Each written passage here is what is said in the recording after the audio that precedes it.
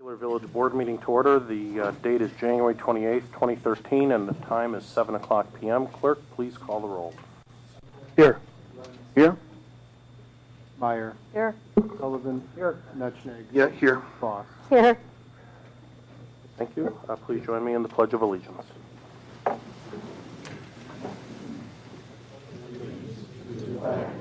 Of the United States of America, and to the republic for which it stands, one nation, under God, indivisible, with liberty and justice for all.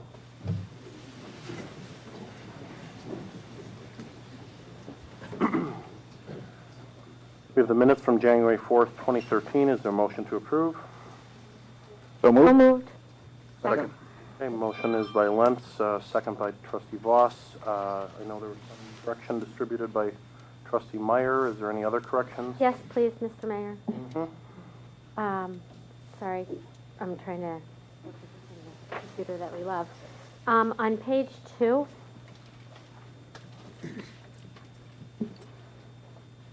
sorry.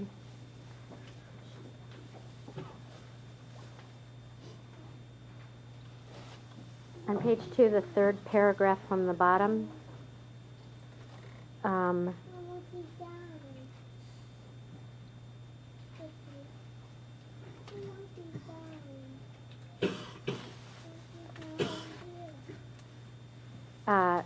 However, okay, so it says, Trustee Voss agreed MCC has been a great organization.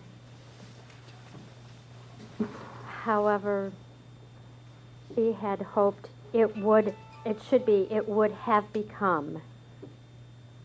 Change the word been to become. It would have become an independent organization by now, and that I compared it to a grown child that must be self-sufficient. Also, Mr. Flynn, would you change the word been to become? Clerk's record. Okay. also on,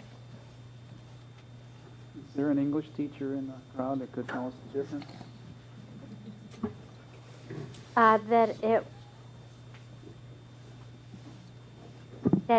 not this.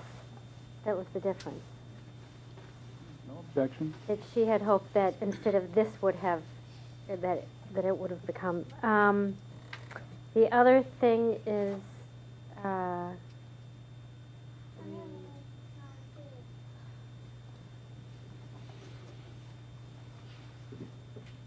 move on to her appointment of D.C. Gunther to Chief Gunther. What page is that on? I'm trying to scroll here.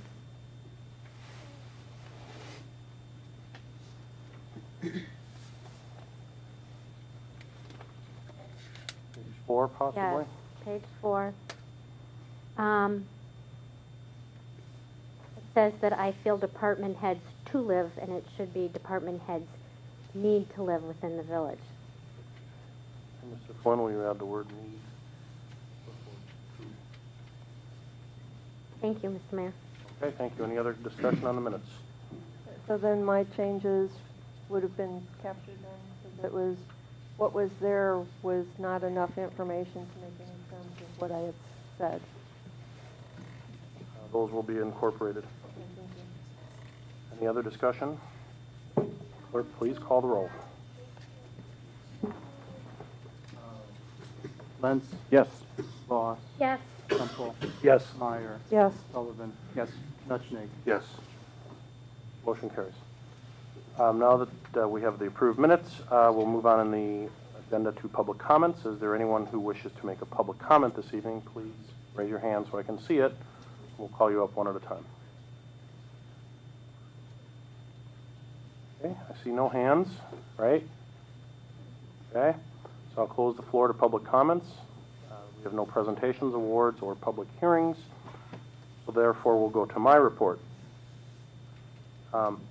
This evening, the first item on our agenda is the swearing-in ceremony for Chief of our newly appointed, after this vote is taken, Chief of Police, who will be Eric Gunther.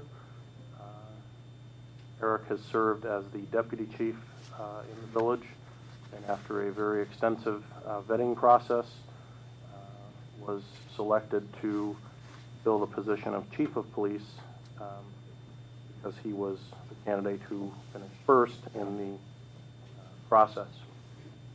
So it is my pleasure this evening to bring Deputy Chief Gunter's name to the board for promotion to Chief of Police.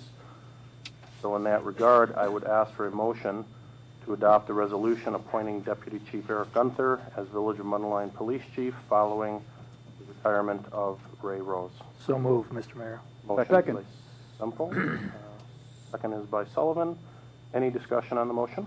Mr. Mayor, I think this is a very good appointment, and it's great to see some homegrown leadership coming up through the ranks, and look forward to having Mr. Gunter as our new chief. Thank you. Any other discussion or comments on the motion? Clerk, please call the roll. Semple. Yes. Sullivan. Yes. Dutschnig. Yes. Voss. No? Lentz. Yes. Meyer. Yes. Thank you. Motion carries. Now, in time-honored tradition, at least in the Village of Mundelein, and I'm not sure about anywhere else because I haven't done this anywhere else, I would like to ask Chief Gunter to come forward and also his wife Melanie to come forward. Part of the swearing-in process is to ask the spouse of the officer to pin their badge on them. And you have a swearing-in procedure to Yes, go ahead and do that. Eric, will you raise your right hand and repeat after me? I, Eric Gunter, I, Eric Hunter, do solemnly swear do solemnly swear to uphold the Constitution of the United States to uphold the Constitution of the United States and the Constitution of the State of Illinois, and the Constitution of the State of Illinois, and to faithfully discharge the duties and to faithfully discharge the duties of the office of Mundelein Police Chief of the office of Mundelein Police Chief to the best of my ability. to the best of my ability. Congratulations.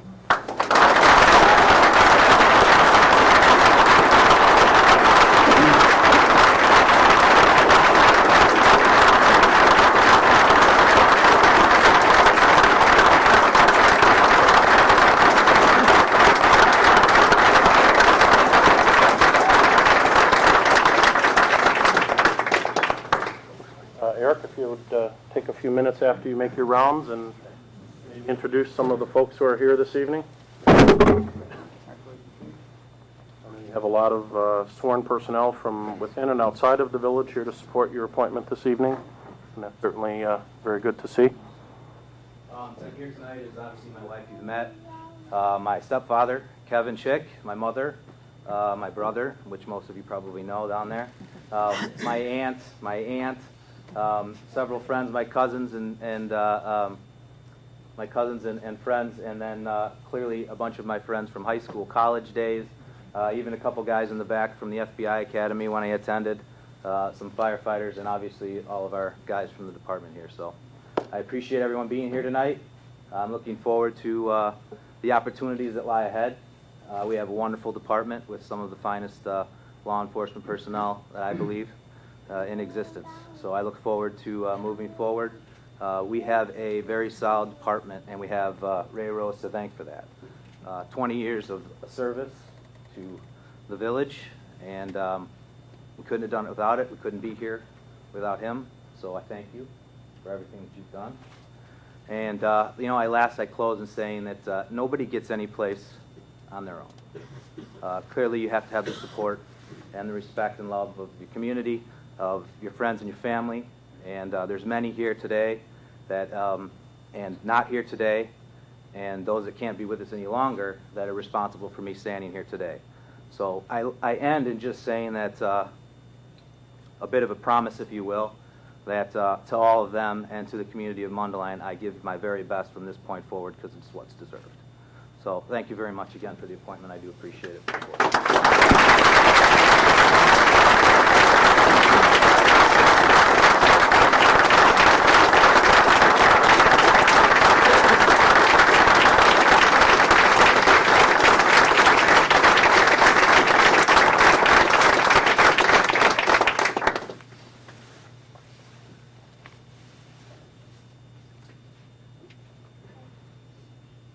I'll just say one thing about going through the vetting process of selecting a new chief. I actually dreaded it a little bit because I knew it would be, I thought going into it, it would be a very difficult choice in the end to figure out who the right candidate would be and how to pick the right candidate and all that. And then after I was given 3 finalists, Eric was one of them, to do my interviews with and make my selection from, and those were the top 3. And after I'd interviewed the 3, I was like, okay, this is actually quite easy because Eric was so far ahead of the pack. So I think that really speaks to the quality of the candidate that we have. So thank you. And we have another bit of business to take care of in the police department, and that is the pending retirement of Chief Rose, who has been here for more than 20 years. I know you're feeling a little under the weather this evening, so I appreciate you coming in.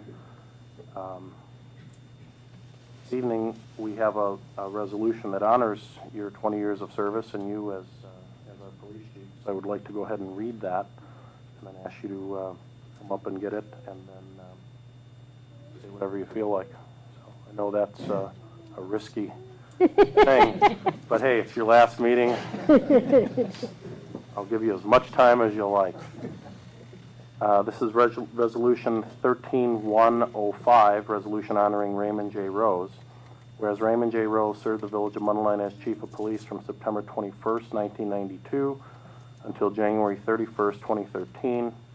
And whereas in his 20 years as Chief of Police, Ray Rose implemented practices and policy that continuously improved the police department and brought federal, state, and regional recognition to the department and village. And where some of Chief Rose's notable village accomplishments included earning and maintaining Commission on Accreditation for Law Enforcement Agencies, CALEA, certification since 2001, developing and implementing DARE, Neighborhood Watch, community policing, 2 police resource centers, and a gang suppression unit, organizing a county-wide serious habitual offender comprehensive action program, reorganizing the department by increasing staffing and improving training, implementing computer systems for dispatching enhanced 911, squad car data terminals, field-based reporting and records management, overseeing the design and construction of a new police facility, enhancing community involvement through events such as Citizens Police Academy's National Night Out, Amazing Mundelein, Shop with a Cop, and Cops and Bobbers, initiating the School Police Liaison Program at Mundelein High School District 120 and Elementary School District 75, developing and participating in partnership programs with area schools, including Mundelein After School Coalition and the Lake County Underage Drinking Prevention Task Force. And whereas Ray Rose has demonstrated a commitment to Mundelein residents and the community by selflessly giving of his time to attend DARE graduation, Eagle Scout Courts of Honor, school programs, nonprofit fundraisers, and community functions, now therefore be it resolved by the Board of Trustees of the Village of Mundelein, Lake County, Illinois, that Raymond J. Rose be commended for his service to the people of Mundelein. We wish you well in your future endeavors. Your impact on the police department and the village will last for many years to come. Adopted this 28th day of January 2013 by a roll call vote. Do I have a motion? So moved. Motion by trustee Voss. Is there a second by Nutschnig? Any discussion on the motion? Clerk, call the roll. Voss. Yes. Nutschnig. Yes. Sullivan. Yes. Semple. Yes. Lentz. Yes. Meyer. Yes. Motion carries. Chief, would you come up and get this? Why don't you take it?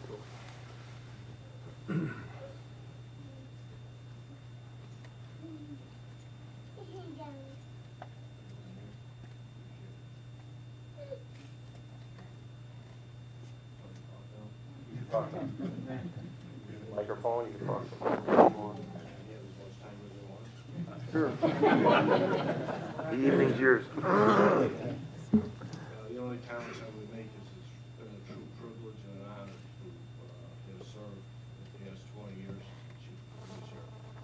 Starting from where we were 20 years ago and where we as a community and organization have moved to is a tribute to all of the employees and the support of the residents, the village board, the mayor, what you've done to allow us to move forward. made the vision of where we were headed very clear. And I think as we look back, I think we've accomplished a lot. I think as we look forward, there's a lot more to do. And as I look at Eric, I walk out of here thinking that we're in good hands, and that we, as a community and an organization, are in a good place. And as the expression goes, you know, it's up to you. So with the mayor and the board's permission, I will exit stage right. And Eric, it's your chair, buddy.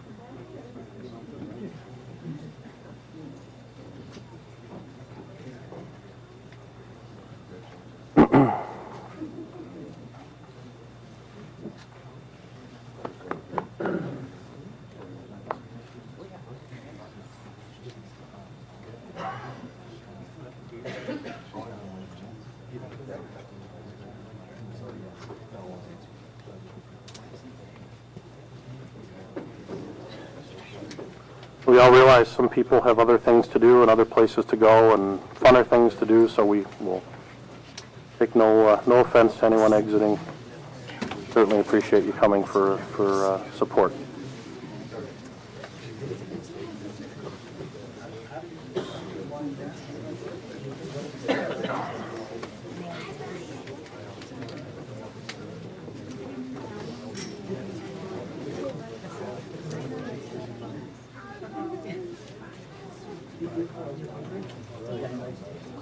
One of the things we've been talking about in slightly more mundane but important matters are things like branding the village and some of the things that we've been working on in terms of publicity. So to that regard, I'd like to call a committee of the whole meeting for February 11th at 6 o'clock p.m. And that will give an opportunity for Mr. Barrera to help us look at some of the options and findings and recommendations. So please plan for that.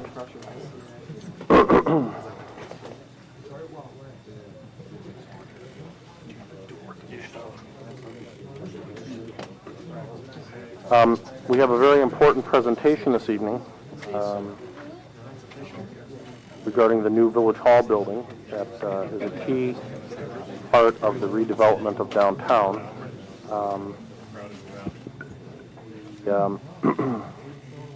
Have a number of representatives here who will take us through some of the different things and options and whatnot that have been selected. Mr. Lovato, want to take the lead on this? Yes, thank you, Mr. Mayor. I just wanted to start by saying that this has been a very interesting and very long process. It started back in March, I believe, and we've spent probably the last 10 months going over the design for the Village Hall. And we have a PowerPoint presentation tonight, and the whole Weston team, along with White and Company Architects, is here tonight to walk us through the site plan and the architecture of the building, the interior finishes, things of that nature. But before we get started, just a little bit of housekeeping stuff. I put on everybody's desk tonight just a revised letter from Weston Solutions. There was a lot of paper flying around on Friday, and I sent out the version from 3:03 p.m., and there was one more at 4:08 p.m. And so you've noted that the only thing that changed in the letter was on page 2. It was really just how we called out the addendum. And then I included Exhibit A, which is really just a listing of all of the plan documents that went into what you're going to see. We wanted to make sure that we double-checked that. But part of the process, one of the things that surprised me, when you sit down and go through and write an agreement, public-private partnership agreement, this agreement, you try and envision how it's going to move forward. And so you put things in there like 65% drawings and 85% drawings. And this is what we're going to present to the board. And here's the timing of all this, and on this date and that date. But what I was happy to find out is that Weston has turned out to be a great partner, and White and Company's turned out to be a great architect. They're very easy to work with. But we had to pick a point in time where you say, okay, this is 65%. But actually what happened, it was a collaborative effort from day one. We sat down. It was as transparent as Mr. Springer had said to us through the process that they would be transparent with it. It's been nothing but transparent. We've been with them every step of the way, giving it a very critical eye to make sure two things. One, that it met the code requirements, and number two, to make sure that we looked at it from the eye of the owner, because we're going to own this building. And so that was different. And so we looked at it both ways, very critically. And so there's been a lot of bumps in the road and twists and turns and unexpected things, but in the very end, I think what you're going to see here tonight is something I think that everybody's going to like. So with that said, before we go much further, I just want to extend my thanks to the staff. Every one of the departments have been involved in this. Doug, Tim, Adam, Victor, and many others. Pete Schupkegel, who wasn't able to be with us tonight, he has shouldered most of the heavy lifting. I made it his responsibility to make sure that we get a building that we want. And he's the one that looked at it from the owner's perspective and looked at it from the code perspective. And they'll continue to be out front on this project. And I can't say enough about the heavy lifting he's done and all the help that's come from the staff, because we wouldn't be here without their help. So with that, I would like to turn it over to Scott. I think you're going to take the lead on that. And then there will be a presentation and a couple other bells and whistles. Thank you, John. Mr. Mayor, trustees, village staff, thanks for having us here tonight. We're really, really excited about presenting the design of the Village Hall, answering any questions you may have in terms of decisions that were made, in terms of where we're at here today. But with that, I think it's really important to kind of look back at the same time we're kind of seeing where we're at today.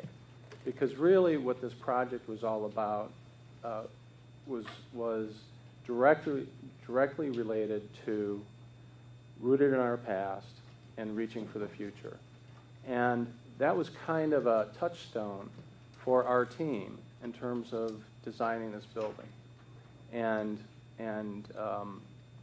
getting it to the point where we worked with staff, we worked with the trustees to really get that sense of being rooted in the past and really reaching for technology and new approaches in terms of how this is done in the future. In terms of rooted in our past, the process from the charrette through the design process really focused on a timeless exterior. When you look at the Village Hall today, it's going to have the same, in 10 years from now and 20 years from now, people will still look at that building and say, that is a nice building. I know that's my village hall. Also associated with that is look where it came from. This was the old Sigma property, the old industrial property. So it was rooted in the past, but we're reaching towards the future and the redevelopment of that property. In terms of looking forward, we're looking for getting LEED Gold on this building, which is focusing on energy and resource efficiency. What we're looking for in terms of going above and beyond that, we're looking for the operations cost being as low as possible for the village going forward, and having as high degree of utility as possible, and being able to maintain the building in a safe, easy, and cost-effective manner. In terms of the interior, we wanted to have a classic, timeless interior appearance. And Jason's going to walk through the interior with you. We think that we've accomplished that. In terms of how does the Village Hall work within the context of the overall development in the future, it is on the plaza, you've got community spaces, you've got public spaces, and that is really going to work well together. You'll see some of the design aspects of that, which we're really excited about. The village's ability to expand into the second floor after the end of Weston's lease. Are you going to need that space? Maybe. Is it going to be really adaptable space for you to use that space at the end of our lease? Absolutely. Can you lease that space again? Absolutely. It'll be very attractive space for somebody else to come in. So looking towards the future, we feel really good about that second floor. In terms of the building itself, it is going to be a catalyst for growth for the development. And we've already seen that in terms of some of the calls that we've been getting for redevelopment of the area and specifically the former Sigma property. So we're already seeing that. It's going to be there. It's been in the press. You're getting interest today for what's happening now, and once ground breaks, that's really when the interest is going to peak. So that's just kind of how we view this development. In terms of our outline today, we're going to talk a little bit about the progress to date. Jason Dwyer from White & Company is going to walk us through the exterior and the interior design elements of the building. We're going to talk about value engineering. What did we do as a group, the village staff, Weston, White, to understand what was needed in the building, what wasn't, basically all those trade-offs you make during the design process. And then the last item is, what are the next steps and how do we go forward? So our progress to date. John talked about that a bit when he talked about starting us off in March of this past year, and really with the initiation of the design-build contract. We immediately went to work and we started to get a schematic design together based on all the feedback that we got from the village. And that was kind of our starting point. And that really enabled us to go to the market to advertise for the architecture job. And we issued an RFP, we evaluated that RFP, and we selected White, which, by the way, was the right decision. They've been a great partner. They've been hardworking. They've been responsive. Really kudos to White & Company and Jason. Then we went right into the design charrette. Many of us were there for that charrette. And then we presented the design, the basics of the design, to a committee of the whole this past September. And between September of this last year and November, we basically put the design together, we issued specifications, we got bid packages out to many of our major components of the building, and have been able to come up with basically the guaranteed maximum price, which we'll talk about at the end of the presentation. So that's where we are today. We're going to talk about the design, we're going to talk about next steps, we're going to talk about the guaranteed maximum price. So, Jason. Okay. Great, thank you. I'm happy to be here tonight to talk about the design. I think a lot of the stuff that I'm going to be showing tonight, many of you have seen before, really starting at that committee of the whole meeting when we had the opportunity to be with all of you to show you a couple different concepts that we've been working through on the exterior and how we've developed that further to really refine that. It was great to get all of your feedback and be able to take that input and roll that into the design process. A couple new things here that I'm not sure that everyone's seen, like interior finishes and that, so I'll just kind of walk you through. Some of it will be a little bit of a history, I guess, but hopefully it answers any open questions there might be. So this was a nicely prepared rendering. Scott talked a lot about just trying to find the right aesthetic qualities for the building. And, the goal here is to have something that the whole village of Mundelein can be proud of for many, many years. We focused a lot of energy on trying to identify materials that were going to be long-lasting and durable, materials that had a good civic presence and gave some real emphasis to the first building that would be on this development site. I have here a couple examples of some of the exterior materials, but you can see in the rendered image here that we're looking at a predominance of brick masonry. These are examples. Ultimately, we're going to develop an actual mock-up panel, so you'll see in a little larger scale. But this gives you kind of a sense of, we're looking at a little bit of a range to the masonry, the brick masonry, to give a little bit of texture to the building. We have some smaller samples here of some of the stone pieces. There's going to be a nice solid base at the building of a stone here that gives a nice permanence and sort of a grounding to the building. That's kind of hard to see in this rendered image because we're showing a lot of the landscaping and that'll be around there, but just gives you kind of a feel for some of the materials.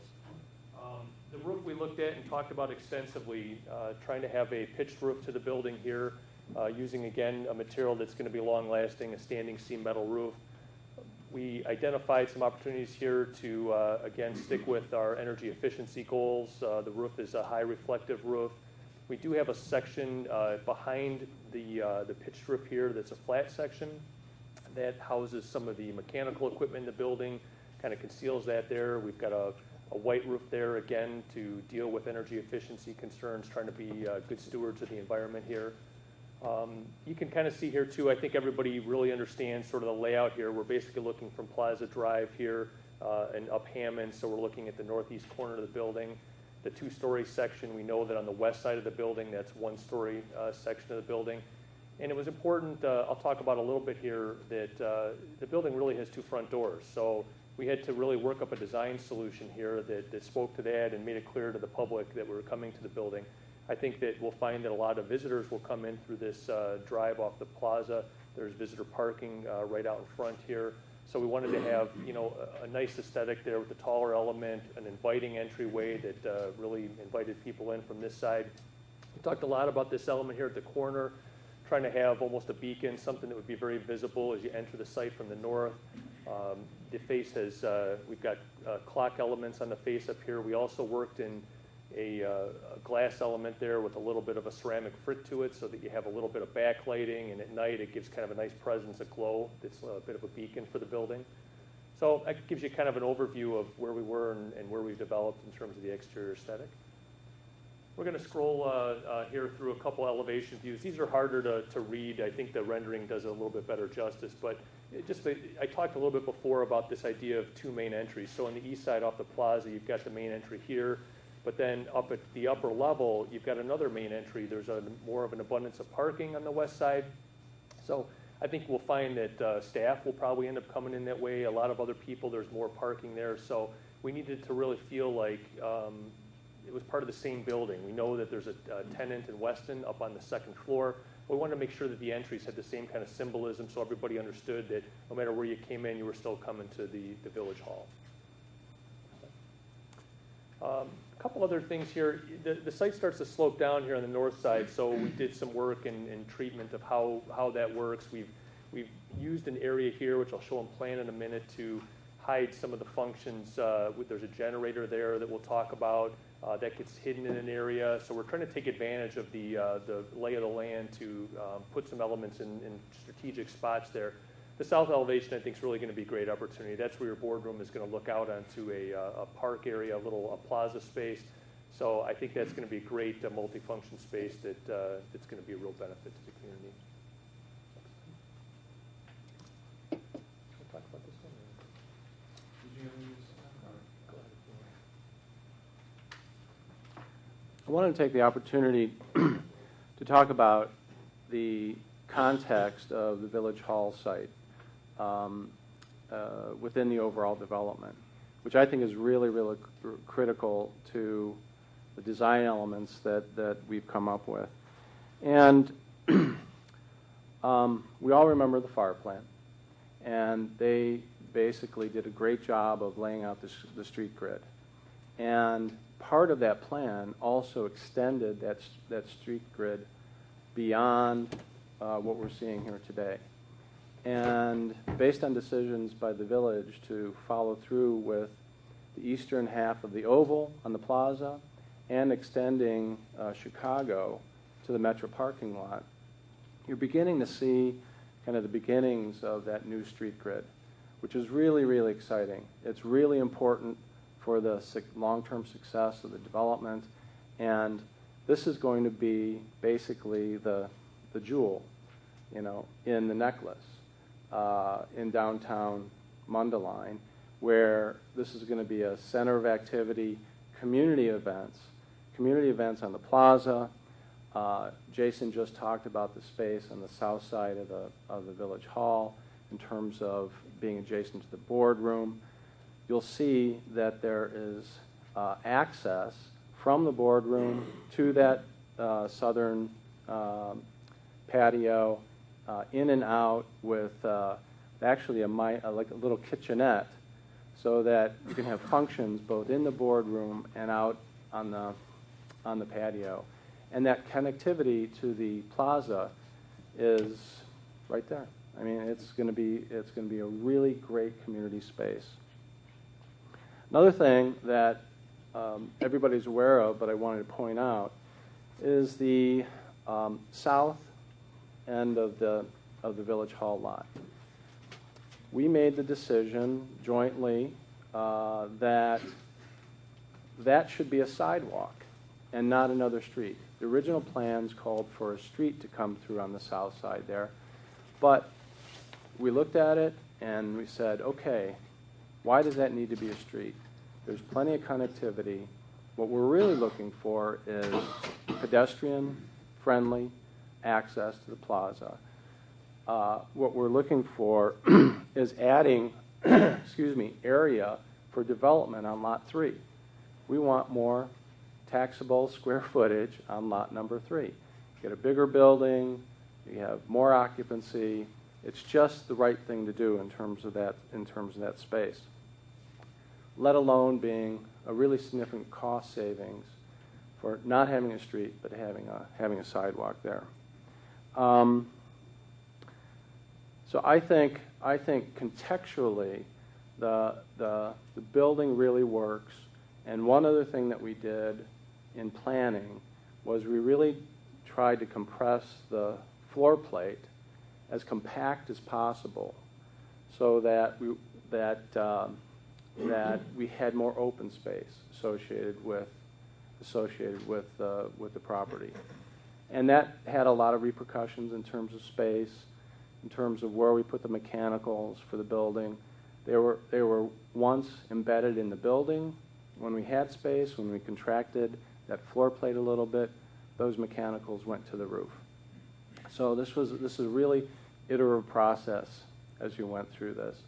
But we think that contextually, this building really works within the larger development. One last thing I'll note here on the site plan, as Scott was saying, it's really trying to make the best use of every piece of the property that is possible. We had some discussions during the design process about how the IT group does maintenance or radio upgrades and various things for squad cars and other things, just the ability to get deliveries to the building. This building doesn't really have a back door per se, so just the idea of how are you going to manage a delivery to the building and that.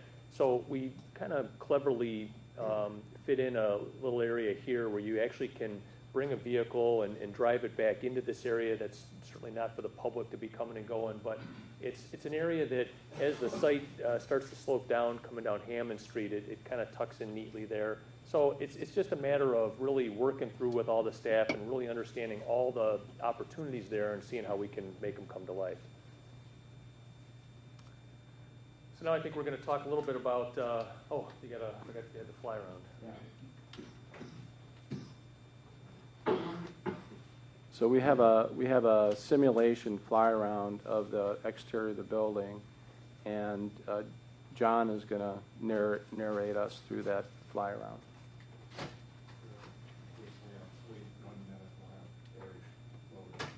Okay.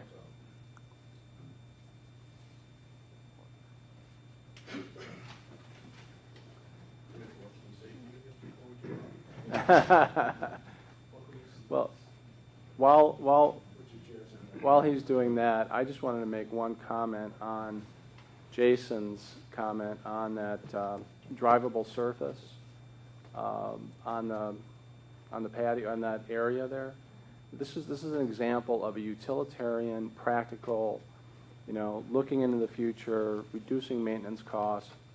We did that specifically at fairly low cost. Is installed basically bigger pavers in that area so that it can handle the vehicular traffic. So that won't be a problem in the future. So this, I'm going to just narrate through this short little video. This is at the north end of the plaza, looking towards the village hall, so you could be standing on Chicago Avenue.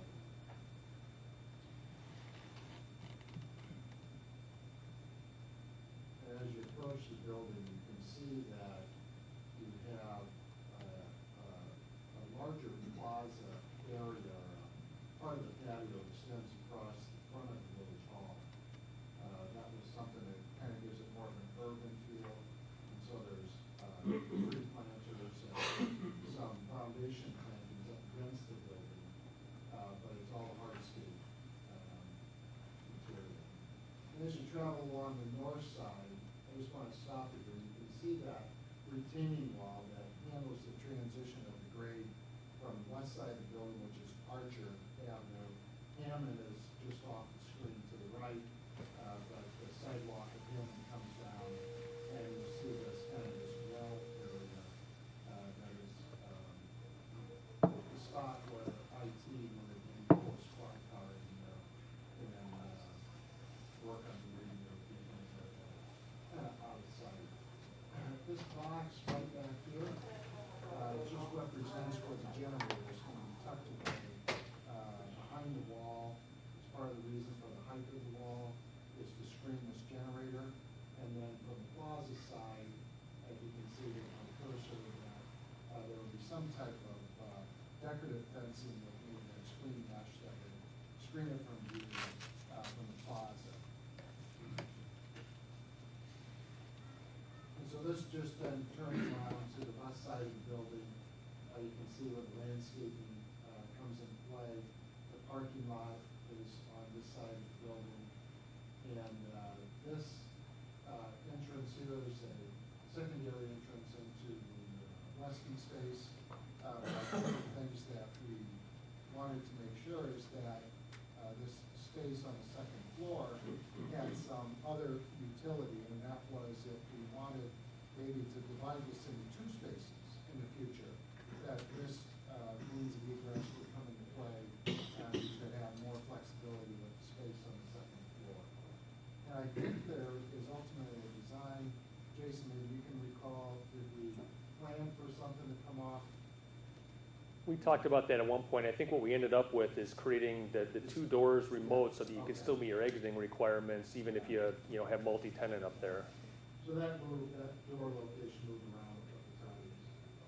so then, Jason had made mention of the secondary entrance, which is really going to, maybe be the predominant entrance into the village hall parking lot. And you'll see on the floor plan there, it opens up into a mini lobby, if you will, with public restrooms off of that space as well.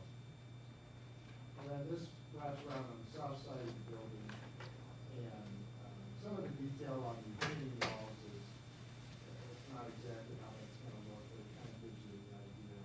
But there is a fair amount of topography change. When you talk about the patio on the outside, this is the patio, this is the windows that look into the boardroom.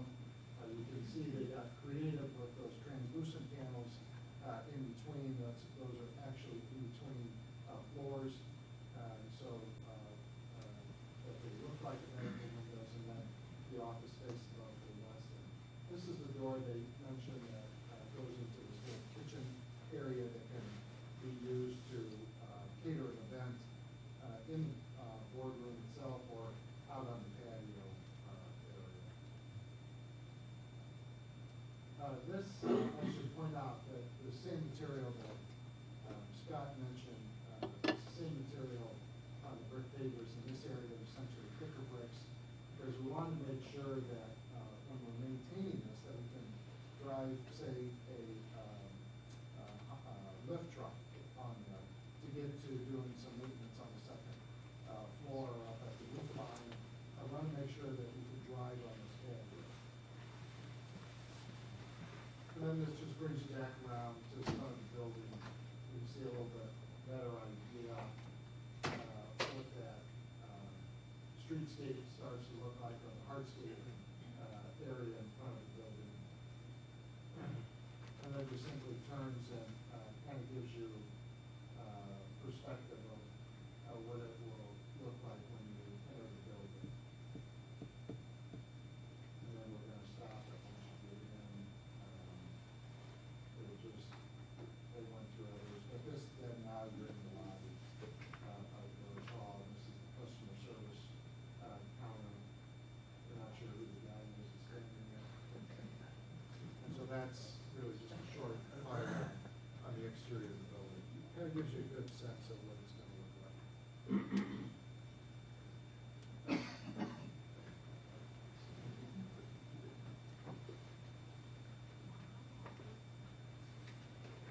Okay, now, perfect timing, we're inside, we're moving inside now. So I think the first slide we have here on the interior is looking at the first floor layout. I think a lot of you will recall seeing this before. We've made some fine-tuning adjustments to this, but by and large, it's same organizational concept that we had from the committee of the whole meeting some time back. You know, from the get-go, there was a lot of discussion about it's a public building. You know, let's make sure that there's a good amount of public space, that it's very usable, comfortable public space. So one of the things you'll see here, we just loosely color-coded the plan to kind of give you a feel for what all the spaces are. The green spaces here are a variety of different public spaces that can be used for, you know, you've got your main boardroom. The idea was that it would be flexible, that you could use it for other events in addition to board meetings. You've got these nice breakout rooms here for a committee meeting or other public entity events, that kind of thing. We've got a small space over here for a trustee, if the trustees want to come early, catch up on a little bit of business before a meeting. I think it's just a good flex space. It's got the technology built in, the computer, the things that you need to come in, maybe do a little bit of work before a meeting. Then kind of working back over here, we talked a little bit about this kitchenette space that then opens right out onto the patio. I think this is a nice feature. You've got the ability to provide kitchenette services, you know, service in the room, whether that's for a board meeting or some other type of special event. It also opens right out onto the patio space. The idea is to just make it as functional and versatile as possible there. You know, the other big component here is, you know, coming in here off of the main plaza, but also coming in from the upper level up above. So we have an overall connector that runs all the way through east-west of the building. We've organized all the public restrooms back in this corner over here. I think what's great about this is you've got the ability to really bring people in. It's a little bit larger size so people feel comfortable, but yet not too generous a space, trying to find that right balance. Right here we've got the predominant customer service area for all the public to interact with the different folks from the village, whether it be the building department or planning staff. We've got a very ample counter. I'll show an interior sketch of that in a minute. But there again, the idea was to just make it a really inviting and comfortable space for the public to come in. Another thing that we felt was kind of neat about this space, with it being a little bit larger, is we've got a glass window here, which again I'll show in a minute, but it gives you the ability to, if you have a very large event and you can't fit everybody in the room, even though it's a pretty large room to get enough public in there, you can actually overflow into the lobby area. We've got a plan for speakers out there and the ability to keep everybody engaged, even though you're looking through a glass window. So again, it's about versatility, and that carries really through into the office space as well. We really tried to take advantage of the lay of the land here. On the the eastern side, we've got most of the glass. We're kind of tucked in below grade on the other side of the building. So we organize the elements that don't need natural light over there, things like the server room and some of the mechanical spaces, which all fall up in this northwest corner. The IT group has a nice little organization over here so that they can work together efficiently as a group. And then we have a couple of private offices along here, the mayor's office over here with village administration. But really, by and large, we looked at an open plan so that you have a lot of flexibility. You have a concept that may work well for you now in terms of where you want to organize the building department, the planning department, finance. But that may change over time. We find that all the time that people reorganize a little bit, or maybe want a little bit more collaboration space. So it's all modular furniture in there. So you've got the ability to make the adjustments. We brought all the services down through the columns, whether it's the technology or the power wiring into the furniture, just to give you that flexibility so that you can make adjustments over time and make sure that the building's going to be long-lasting for you. A couple other things that we did: a strong focus on warm, inviting materials and durable materials for the public spaces. We took a little bit of a step back. I won't say a downgrade, but just a different type of materials for the office side. You can see here, I might just point to a couple of these. We're looking at hard surfaces in your public area for tiles, and that things are going to be durable and long-lasting. A little bit warmer materials in the office side and the boardroom with carpet. We tried to get into some vibrant colors. A lot of these colors here on your left side are the colors we'll find in the public areas, and then we kind of spruced it up a little bit, jazzed it up a little bit in the office area, added a little bit of accent color. So the idea is that we have a predominance of this color probably as a field, and then some strategic accents just that, again, build some interest. And then another big thing that we'll show in the interior sketches is incorporating some wood, a little bit of wood veneers and wood trim in the public areas and in the boardroom to just add a little bit of richness to the space. But then step back a little bit on the office side to focus more on the efficiency and utility nature of that space. And one of the things like traditional rubber base in there. These are, trying to find the right balance between where to spend the money, how to focus, and make it a great space without, having to spend top dollar on expensive materials everywhere. Just, working through that balance. So this gives you just a feel for the color palettes and the materials that are being presented for the interior. Why don't we jump to the upstairs here? So the other big thing that we've talked a lot about is, coming in from the second floor, we have a little more compact entryway there. We still have access to public bathrooms up here. These will be predominantly utilized by Weston staff, and then down the road, if there's another tenant or if you move into that space, it's organized in a nice, concise core there. We spent a little energy to make the stair a little more grand. It's an open stair. We wanted to make sure that when people came in, it was clear that where do I go to conduct village business? So the stair is a little more grand. We have an idea of having the village logo and Village of Mundelein right above the stair, so that as soon as you walk in, it's just obvious to where you need to go. And then, we've got glass doors here that enter into Weston space that can kind of accentuate that that's Weston's offices, but it's all about, ease of wayfinding and comfort for the public so they know where they're headed. Similar concept on the second floor. The plan is suited really to Weston's operation, but again, it's a very efficient and flexible plan. There's a series of some private offices around the perimeter, but there's also an abundance of workstations. So very similar layout concept to what was done on the first floor, which makes it very easy to, adapt. And if the village grows into that over time, it'd be very easy to move into that space. Even if you needed to reconfigure some workstation layout, and that could be done with very little cost. I think that's it on the second floor. Let's talk about the interior a little bit. So I talked a little bit about just trying to find the different aesthetics and using the dollars wisely and in the right spots. So, because it's a public building, we wanted to make sure that it had that nice, comfortable, warm, and inviting feel to it. So this view is a view looking west through the lobby. So you'd be coming in from the main plaza level and looking back toward the stair that would go up to that second floor level. You can see here we've got a very large customer service counter. The idea that we could really have 3 folks from the village administration staff level to work with any of the folks coming in from the public that needed assistance. We've got a lot of technology that's integrated into the design, so things like LCD screens and messaging boards, the ability to really identify what's going on at the village or have just flexibility in terms of the different activities that are happening. The lobby space is comfortable. We're showing here just conceptually some waiting seating there, but I did talk about how with the glass window here that looks into the boardroom, you've got the ability to even have those functions spill out into the lobby space is just kind of overflow space. So here we're looking at wood veneers and some wood trim. Again, not too overdone, but just a subtle amount of it to add that richness to the space. So on the board here, you can see we're looking at a darker stained wood. There's a couple samples on that board. I'm going to flip over to the next view here, which kind of turns the view a little bit. So this would be if you're standing sort of at the customer service desk area there and looking back toward the boardroom. You've got that ability to see into the boardroom. Here again, we've taken the opportunity to integrate some LCD screens.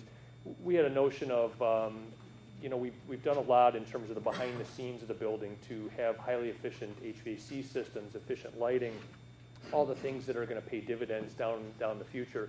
So you've got these LCD screens that give you the ability to showcase some of that, or totally flexible that you can have messaging or any other functionality that you want to have there. Again, with the boardroom itself, integrating AV technology with projectors, screens that roll up into the ceiling, sound reinforcement systems, the ability to have microphone systems, all the the functional aspects that you need, presenter workstations, all that's integrated into the building.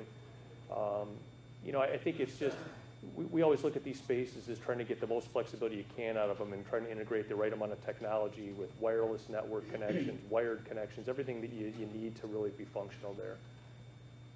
So I think those are really kind of the key aspects that I wanted to walk you through on the inside. Just like I say, for a minute, I talked about the HVAC and lighting. Those are the things that you can't see in the rendered views, but we spent a lot of energy looking at efficient systems. So we have a highly efficient VAV rooftop system that uses high efficient boilers.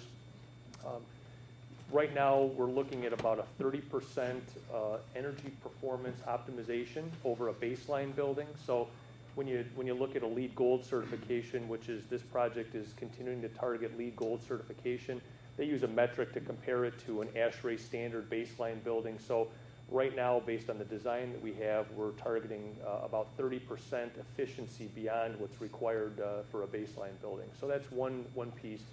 A lot of that has to do with the HVAC system, has to do with the lighting systems. We're using high efficient T8 fluorescents, LED fixtures in various locations in the building. One other thing I'd want to touch on is water efficiency, conserving the water resources. Right now, we're using low flow fixtures and targeting about a 30% efficiency there as well in terms of water use reduction. Another big piece is local and regional materials. Looking to source a lot of the materials, the brick and whether it's carpet, all the materials in the building, sourcing them from local sources. And not only, the LEED standard is within 500 miles of the project, and that's about cutting down on shipping costs and and the expended energy to get materials to the site. But there was also a strong focus on really trying to work with some local businesses. Working with Northfield Block, for example, we're talking to them. They've got a location right here, working with them on the stone. And I think those are the kind of things that are important, really trying to find those local businesses that have the opportunity to provide material on the project and have an opportunity to work on the project. So that's been a strong focus throughout the process as well. I won't get into all the details on all the other LEED credits and that, but we're still targeting a LEED Gold certification. Very excited about that, and I think that it's going to be great in terms of the overall layout of the building. So I'll turn it back over to you, Scott. All right, thank you. The next topic is on value engineering, and I think everybody's familiar with what value engineering is, but it very, very, very high level. It's basically taking a system and looking at how you make that system better, more cost efficient, longer lasting. Basically look at a design or a system, and it's an optimization process. And so this is exactly what we did, and we do on all of our design build projects. We basically get so far into a project where we come up with the design and the associated cost of that design. And we have been doing that basically on a weekly basis throughout this entire design process. So we have been tracking, based on the design elements that were stated as high priority goals, what would that building cost if we built it the way it was designed. And during the design schematic process, we basically were coming in at about 10.9 million. And everybody knew that we couldn't be at 10.9. And John said, okay, we have to get this down. And how can we do that? Let's work together to figure out how we get it from 10.9 down to as low as we can towards our target, which was actually closer to 10. So we understood that need, and we really looked at this aggressively. I mean, our design team and our construction team really looked at it, and they came up with 45 ideas. And we went through those 45 ideas with the village to say, okay, here are ways we can optimize, here are ways we can reduce cost. And that was a great process. I mean, it was really a great collaborative process, and one that basically we said, here are the ideas, what would you like to do? And very productive, very positive process. So there were a series of outcomes from that value engineering. How do you take out $500,000 in cost of a building? Well, there are only so many ways you can take cost out of a building. And we had those 45 items, and there were a couple large impact items, and there were lots of other items. As it turns out, the large impact items turned out to be the installation of a green roof and how we were approaching the bonding of the project.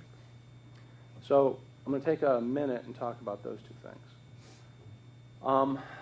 The green roof was about a $100,000 element within the building.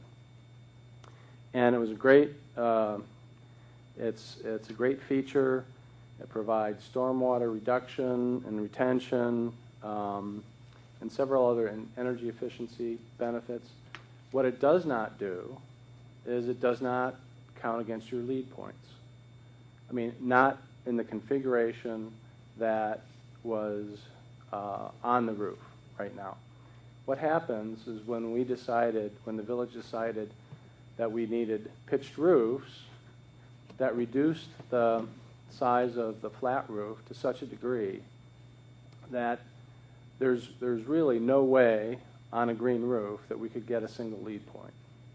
So that was all taken into consideration, and that was one of the large impact items. The other one was our bonding approach, which we had.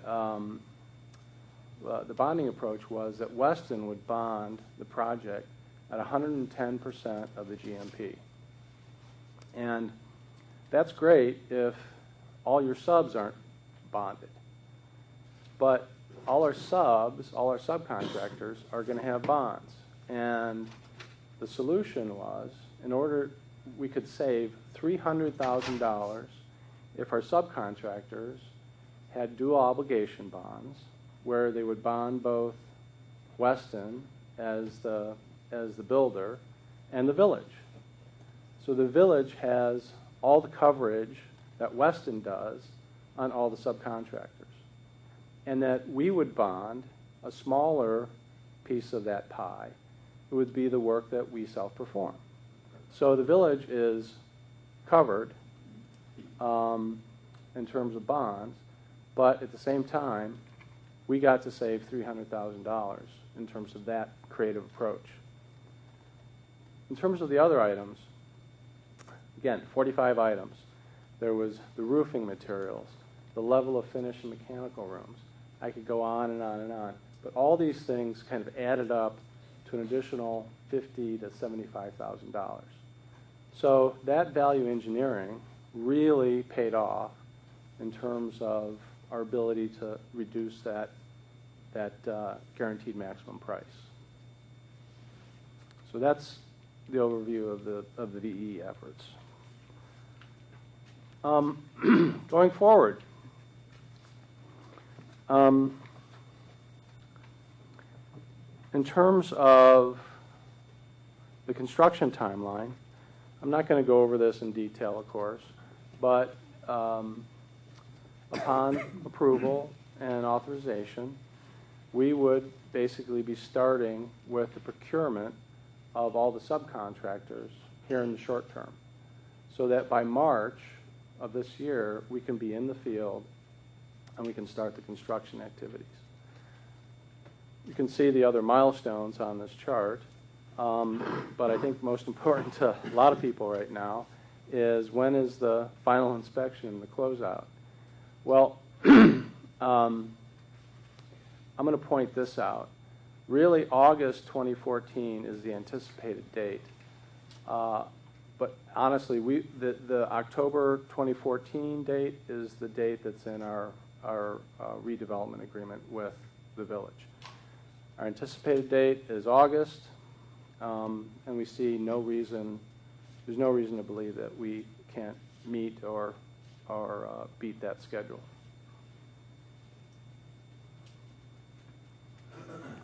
Okay, the guaranteed maximum price is $10,408,200. And right now, that GMP, it includes all the design work that's been done. So that's built into that number. The construction of the village hall, the tenant improvement. So a little bit about tenant improvement. Many of you were in those discussions about what is tenant improvement. It's basically the configuration of the space, it's the installation of the carpet, and the walls, and the painting of those walls, and some of the, basically to make it a usable space. So the tenant improvement is included in the GMP for both floors, with a small caveat. Weston designed our space for an amount that was greater than the allocation that is in our agreement with you.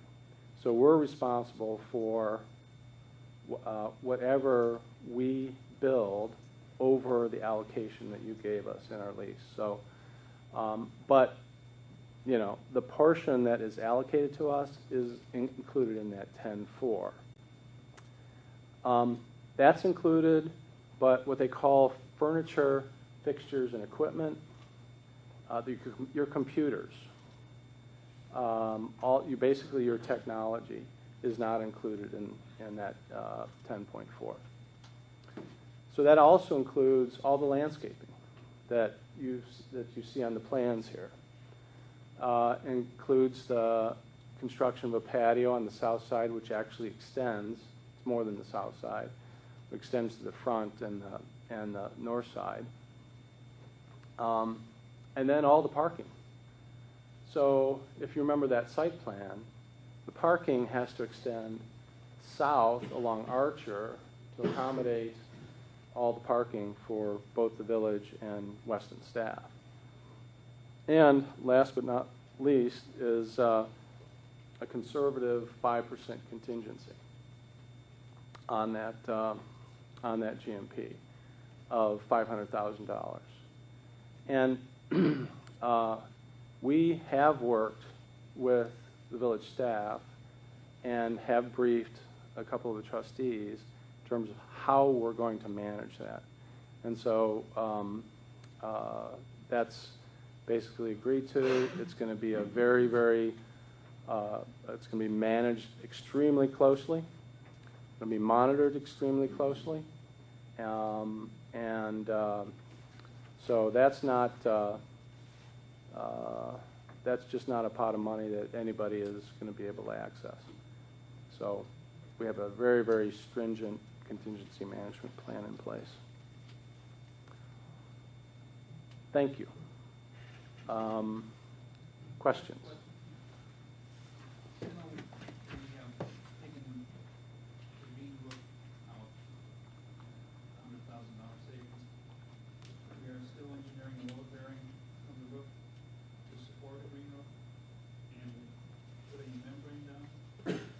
That is correct.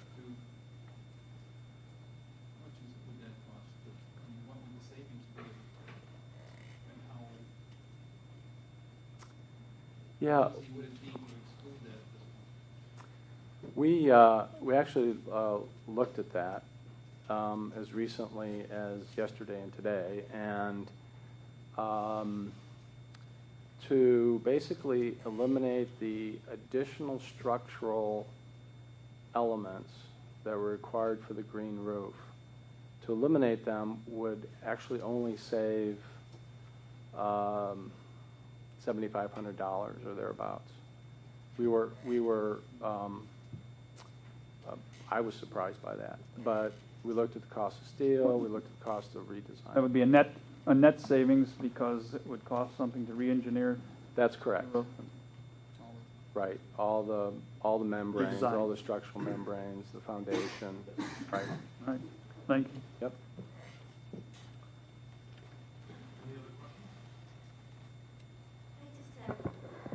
What strikes me as a silly question on my part, but I just can't figure this out, so bear with me. All along, and in here, we keep talking about this is a 32,000 square foot building. But when I add up the space that the village is going to have, and I add up the space that Weston is going to have, they total 31,000. Would I lose 1,000 square feet? Here's that you're spot on. Don't worry about it. What the 32,000, the 16.2 plus the 16.2 are floor plates. Those are dimensions from the outside of the one wall to the outside of the other wall, and basically it is the footprint of the building. So when you start looking at what's the area inside of the walls, it gets reduced very, very quickly, Terry. So really, Yeah. so basically 1,200 feet difference Well, between I the think- outside of the building and the inside of the I building. think it's actually more than that, isn't it? Yeah, we calculate it two different ways. A lot of times we'll calculate the overall gross, and we're looking at it in terms of the budgeting standpoint. But you calculate even at the inside face, it's not entirely a true net area, because if you're looking at net use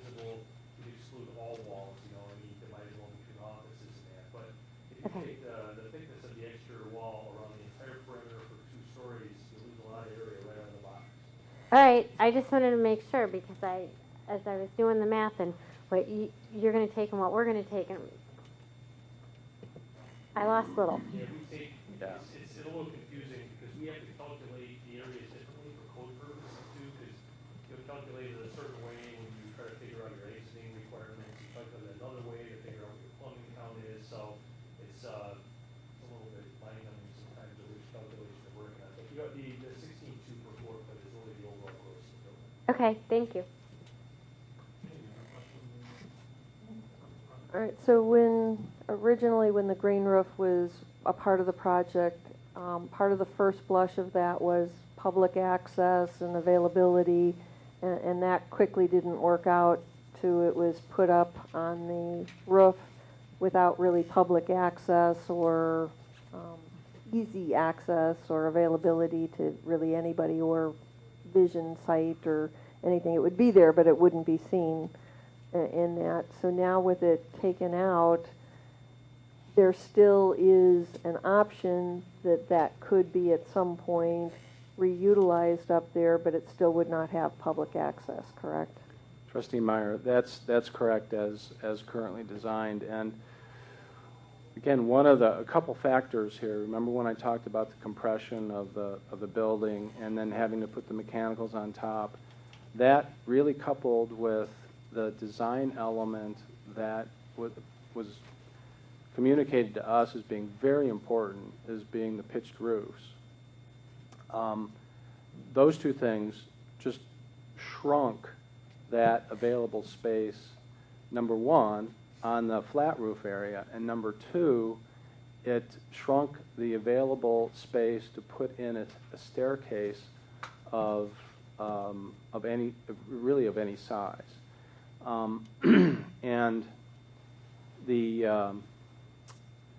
the space plans for the village staff and for the Weston staff, I mean, quite honestly, there's not a square foot that is excess space. The people are going to be in that space.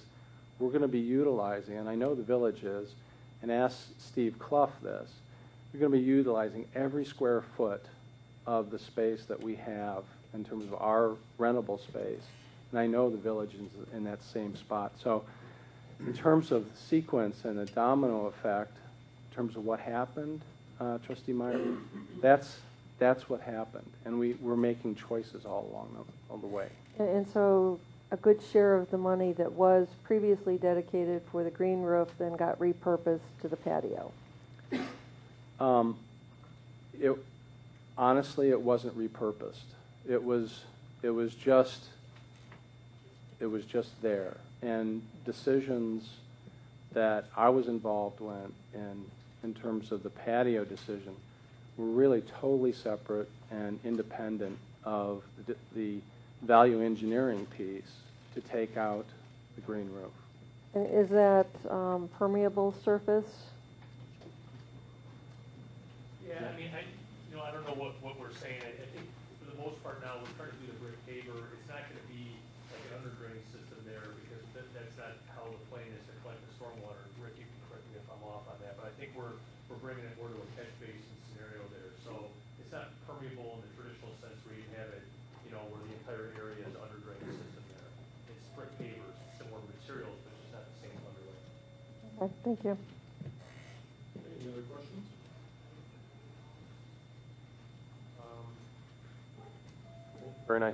Very nice work. A couple of thoughts.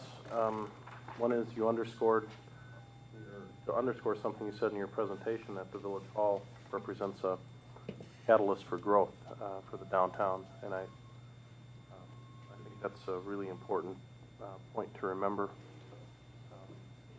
Periodically I hear people say, I can't believe you're spending that money on spending it on something else. I think without this project, the downtown doesn't get redeveloped. I know the Cardinal Square guys have been begging for something to happen on that side of the tracks in order to make that project go. So I firmly believe this does catalyze the process. And I never I never envisioned in the 8 years that I'll end up being here that we would be building a new village hall. We all talked about downtown, but I think that's a really important point. The second on that contingency fund, I know we've all sat around here and approved bills that over, what do they call those, overrides or something like that.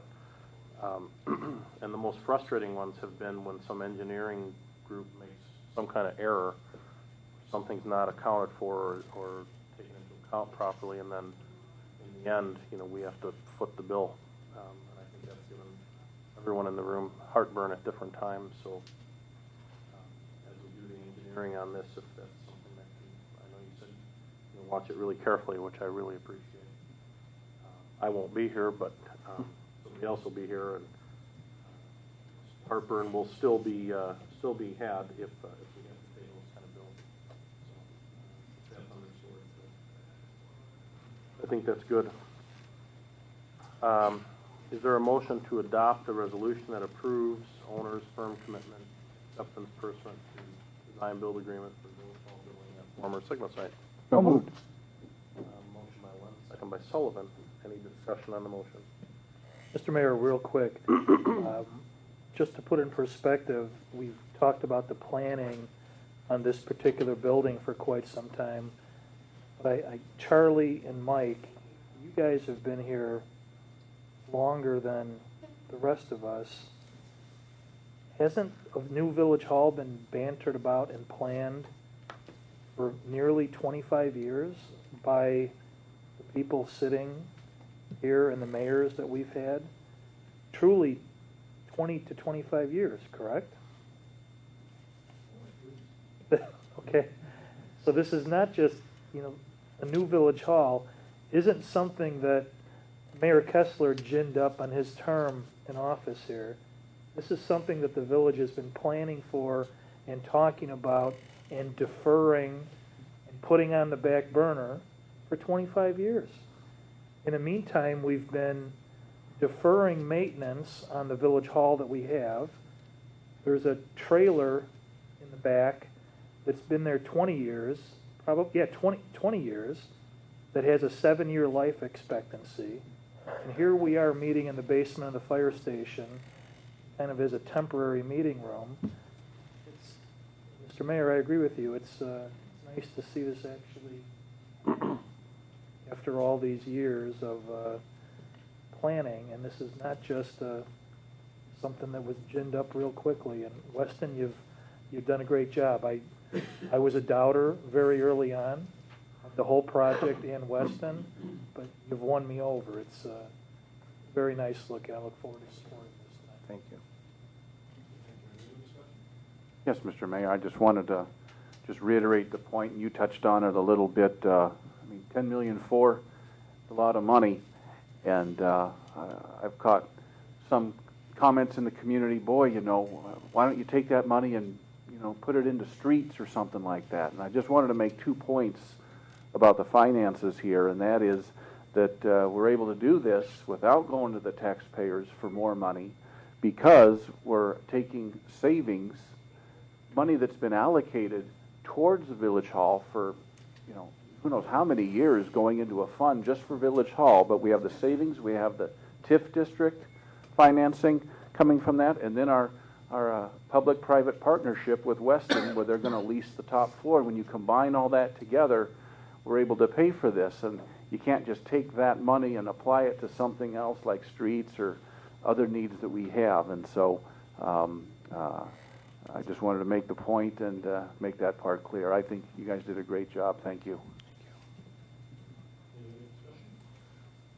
Yes, Mr. Mayor. I certainly agree with my colleagues on the other side of the room in regard to plans for New Village Hall, as well as the financing, which have been equally long-lasting in the plans, and will not result in an increase in anybody's property taxes or any other type of tax, because of the savings and because of the tax increment financing district. But one thing that's been going on and been in the minds of the citizens of the village of Mundelein for longer than a village hall has been the question of when are we going to have a real downtown? When are we going to know where Mundelein's downtown is? Well, anybody that drives down Hawley Street now, coming to the railroad tracks and begins to look down into this transit-oriented development, can see a real downtown. And I think that the effects of this are taking off, and the village has expressed a real substantial commitment to see that this project is stimulated and does take off. And as Scott has indicated, Weston is seeing the interest from the rest of the world in regard to what's happening in Mundelein. And I'm confident that this is going to be an effective project, and we will watch it grow for many years beyond the occupancy of these seats that we take up, at least from my perspective, occupancy that is. But I too thank Weston. It's been a long, hard trip, but you've helped us immensely, and I thank you for that. I'm sure my colleagues do also. Thank you, Mr. Sullivan. Any other comments?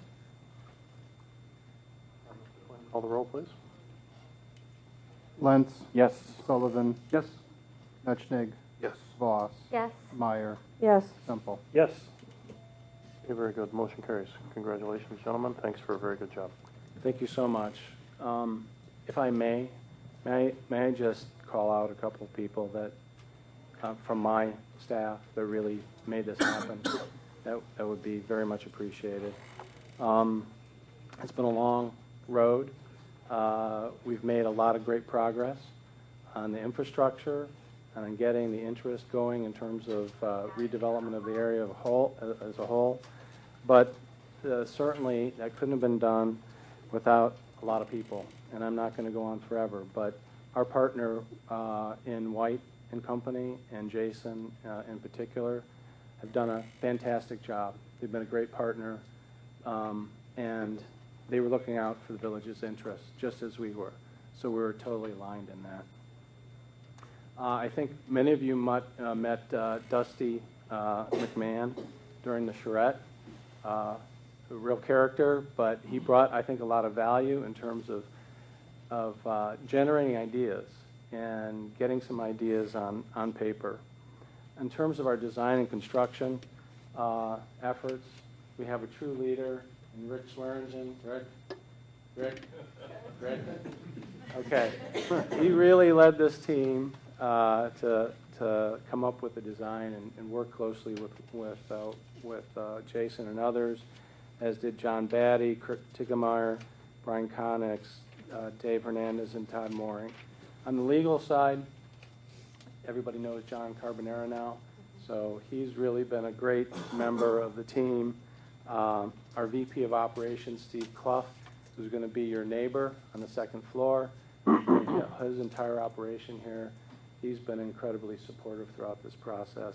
And on the real estate, we're basically counting on Sean Temple there to fill up those lots as quickly as possible. We couldn't be happier, and we're thrilled, and we're honored. Thank you so much. And we look forward to breaking ground in the spring. Thank you.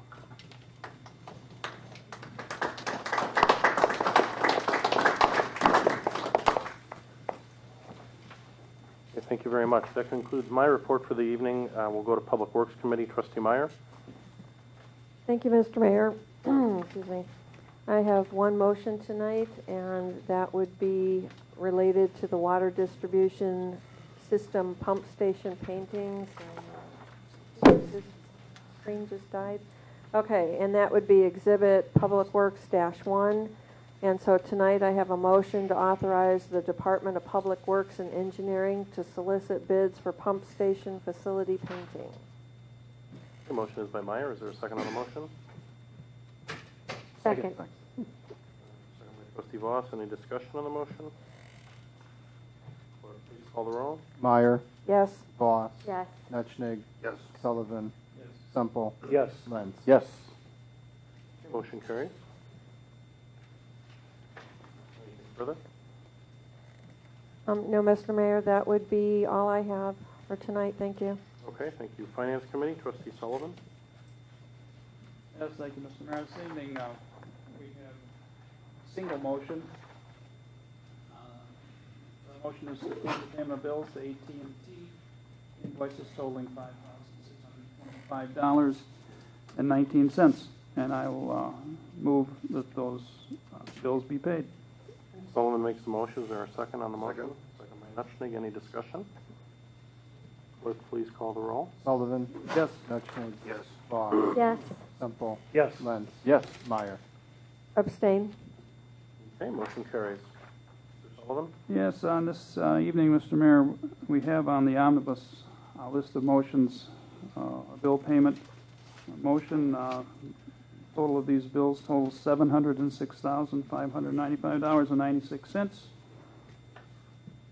Some of the more significant items: Cardinal Square. On the TIF note, we're to pay an amount for interest of $187,922.02. Also, our corporate attorney, Mr. Marino, has provided a bill which I'm happy to approve. And as always, I'd like to take an opportunity to thank Mr. Moreno for the excellent services that he provides us. I think we're all truly fortunate to have Charlie Moreno as our corporate attorney. He's been here for a lot longer than I have been, and I hope he's here long after I leave. But I want to extend my thanks, and I'm sure on behalf of the board, their thanks for your service.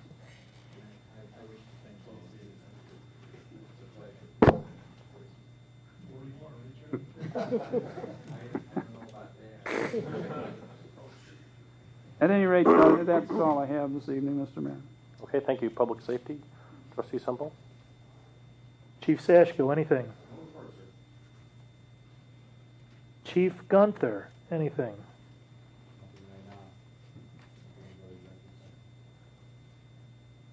No, this is your part of the meeting, so you can speak up starting tonight, so. That is all, Mr. Mayor. Okay. Community Development, Trustee Voss. No report tonight. Permits Committee, Trustee Netchnig. Also, no report tonight, Mayor. Trustee Lentz, for Transportation Infrastructure. Thank you, Mr. Mayor. We have 5 different motions under 3 different categories. The first one pertains to an amendment regarding on the intergovernmental agreement regarding the traffic signal upgrade. So this is a motion to approve amendment number 1 of the intergovernmental agreement for light emitting diode LED upgrade of traffic signals agreement with the Illinois Department of Transportation and authorize the mayor's signature on the agreement.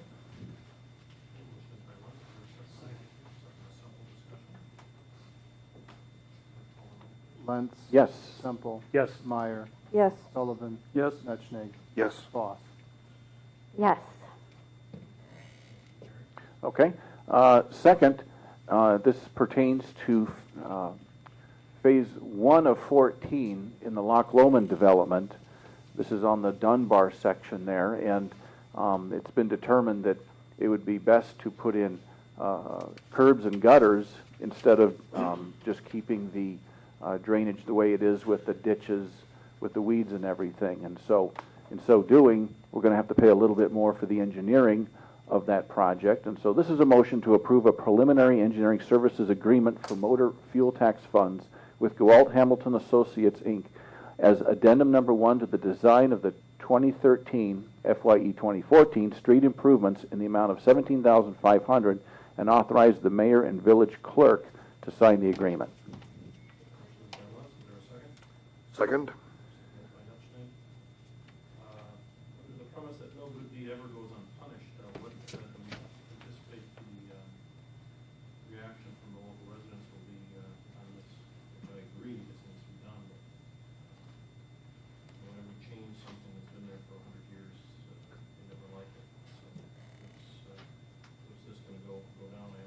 Oh, I think it'll be extremely positive. That's my take on it. Now, the one issue, we're going to work with the trees, you know, because we're expanding the road a little bit on the width, but we're working with them on that. And if there's any consternation, it's in that area. But other than that, I think curbs and gutters and a new street will be very, very welcomed. So then that's curbs and gutters versus the ribbons that were talked about at one point? Yes. And then that means what happens then to the parking pads or places that were on the road? This is not throughout the subdivision. This is just on the collector. Yeah, I was gonna make that point that it's kinda, it'll be in certain areas and not in other areas. This area that we're in right now is, we've determined, we tried to do it without the curb and gutters, and as we got into the design, that's what's driving this amendment to the contract is, it just looks like to manage the stormwater, we need to put curbs and gutters in this area. And that's the best solution for this area, but it might not be the best solution in other areas. And we're going to convey that information to the residents so that they understand that that may not be the way that everything is going to be? Because when you start to see something like that, you're going to jump to the immediate conclusion that that's the way that the entire area is going to go. You know, we've had in the past meetings in advance of the project to inform the neighbors what they can expect. And that's always been useful. They have a lot of questions usually, and so that's something that can be conveyed at that time. Well, we have the homeowners association. There's a large association. Okay. Any other discussion? Yes, Mr. Mayor, this increase in engineering costs is one issue of this improvement or this change, but what will be the construction cost increase? Is there an estimate in regard to that? There's a very nominal increase in the total cost of construction with this. I don't think we're anticipating much more than 10%. So This would be a street reconstruction project. No, it's not just resurfacing. There's a new base, new courses of surface. correct. And stormwater structures and curbs. And water main. Well, yeah, but the water main's going in the same whether change is made or not. Yes. Water main. Yes. Seems like this is going to be a much larger number than it would have been as previously thought to be designed. The storm sewer system improvements would have been there regardless as well. What you have in curb and gutter, you're going to lose in ditch regrading and shaping and shoulder gravel as well. So there's an offset. And that's why you're not going to see a very large increase, really, if any at all, with the new curb and gutter. And I've been involved in projects where the contractor would have preferred concrete ribbon or curb and gutter versus the gravel shoulder because it would be cheaper for him to install that versus virgin CA6. Okay. Okay, did this project have initially the concrete ribbon in the shoulder?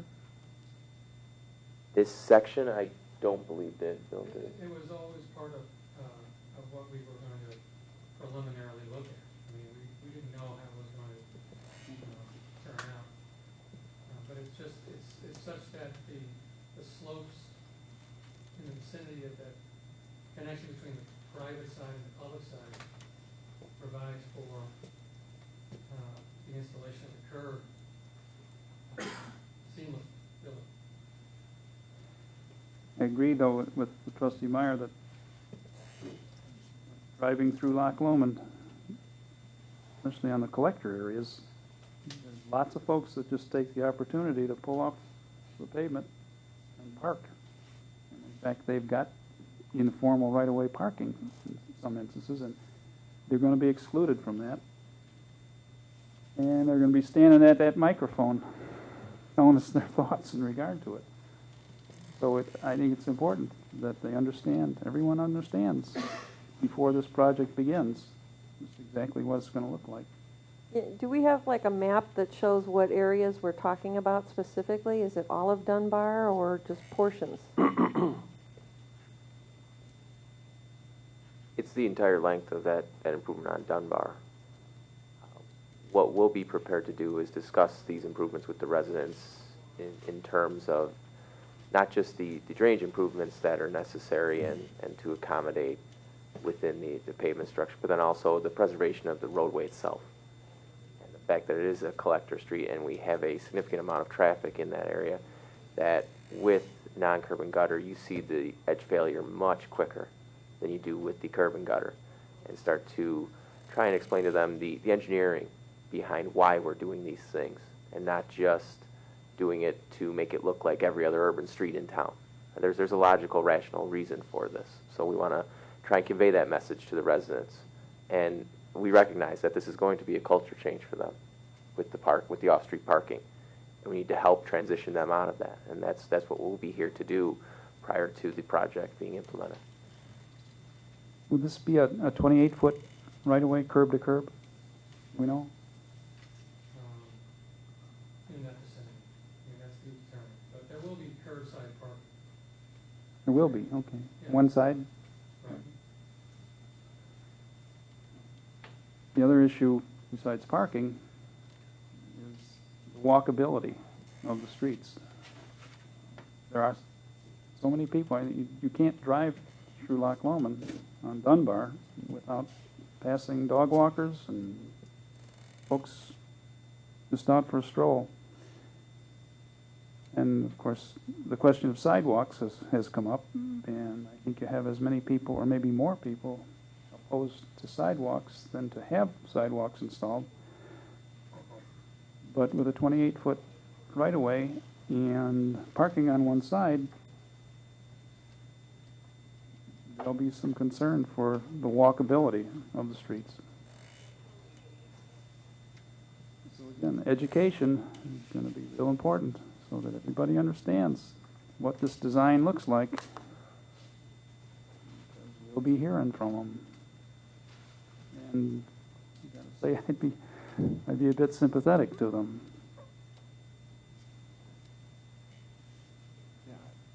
You know, Trustee Sullivan, we've done, up to now, I think we've done about as much as we can working with the homeowner association, making the PowerPoints available, you know, from RHMG before. Moving forward, I guess we'll have to get with the residents individually on just that segment and make it clear. But in terms of the property owners association, they're very aware of this whole parking issue. And there are parking pads that are going to get impeded upon. And has this been presented to any homeowners or the association? The curb and gutter concept? Oh, yes. I went to a meeting myself. 28-foot curb to curb right away? Talked about it. And, pardon? A 28-foot curb to curb right away? Well, in the plan, in the 14-phase plan, it laid out all the street widths for each portion throughout the whole neighborhood. And it was color-coded and everything. And I believe that stretch of Dunbar has the widest of all the streets. That and another collector are labeled to have the widest that's planned. But you're right. I mean, communication is everything. Not everyone, of course, goes to the Property Owners Association. Not everyone opens the newsletter they send out. But you're right. Okay. Yeah, I would approve the additional expense for engineering, but before we make a decision to pull the trigger on this, I think it's important that the people who live on that street understand, and we have a good majority of them in agreement to this type of construction. Well, now that's something we have to talk about. If you want, I mean, if you want them to agree, I mean, what if there's going to be a few that might be very vocal because they have their parking lot spots that they've invested landscaping in and everything, but this is all the street conditions there, it comes down to drainage. That affects the poor street conditions in such a huge way that I think we need to defer to engineering's opinion as to what the best way to deal with the drainage is in terms of the longevity of this project moving forward. We wouldn't want to do a poor job of dealing with the drainage and have to revisit this sooner than later. So we can see lots of areas where we have curbs and gutters, and the streets are still falling apart because of water sitting on them. Yeah. And to some extent, perhaps sheet flow off the streets may be a better way of getting water off them than curbs and gutters too, in some areas. I think of 3 or 4 right now. It's not in Loch Lomond. But that's up to the engineers to design. I'm concerned what the people who live on those streets are going to say. And it's going to be a lot easier on them and on us. They know up front what that street's going to look like. And what changes are going to take place because they have a curb instead of a shoulder. Right. Well, Right. it just reminds me of years ago when we did the CV. Everybody was in here screaming about how their bushes were cut. Actually, weren't their bushes. They planted them there, but they were on an easement. And then we never did the rest of it because everybody didn't want to hear any more yelling. And we didn't want to spend the money, so we never got to it. So sometimes education is can only go so far. And I agree we should do all the education and collaboration, but sometimes better good is going to outweigh the 3 vocal people. Well, I agree. They have an active homeowners association, and I think at very minimum, Oh, I agree with you. that homeowners association should sign off and say, yeah, we understand what the problems are, and we agree. This is the design that should be put in place. Do not disagree. I could just add a comment that, I mean, that there lies the tricky part, is one of the reasons that we're suggesting that this is handled in a certain way is for the long-term maintenance of that area. And it's been neglected over the years, and maybe that's not the right word, but because you don't know where to begin or end. And everything's connected to each other in terms of stormwater drainage. And so it really is going to come down, are there going to be people that are going to not like it no matter what we design? Absolutely. So I think we just have to be careful. I think we want to accommodate them to a point. We want to be careful that they don't drag the design because our interest is long-term maintenance ability, and it's easier to maintain a urban system than it is to get in and reprofile ditches. And homeowners up there have taken it upon themselves to handle their own stormwater drainage. And, I mean, it goes on and on and on. And so we'll do that outreach, and there's been a lot of that going on to get us to this point, doing the conceptual drawings, a lot of contact with them. So they're well aware of what's going on, but I think Trustee Sullivan, you're right. Wait until we design that street in front of your house, and then they'll be really interested in that. And they probably haven't heard from them yet.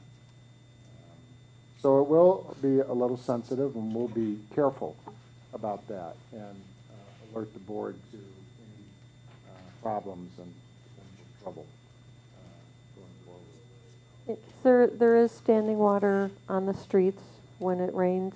There are edges that are falling apart, but what I had thought that I had heard from our previous presentation and meeting on this area was the preference for the ribbons versus the curb and gutters.